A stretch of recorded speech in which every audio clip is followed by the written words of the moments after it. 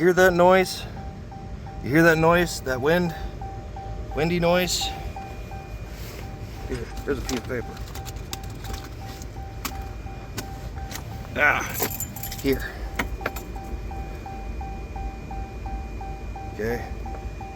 You can see my blower's working now. Now we come out here and off. And then we come over here. And you go here. You go like this. And we take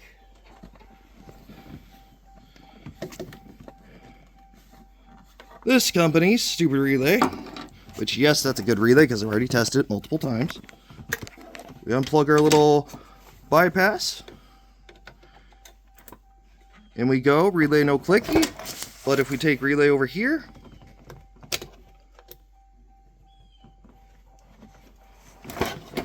okay, relay's doing relay things. Now we have to come back in here, go in here. Oop, I don't care about that. And we turn you off, back on. No nada.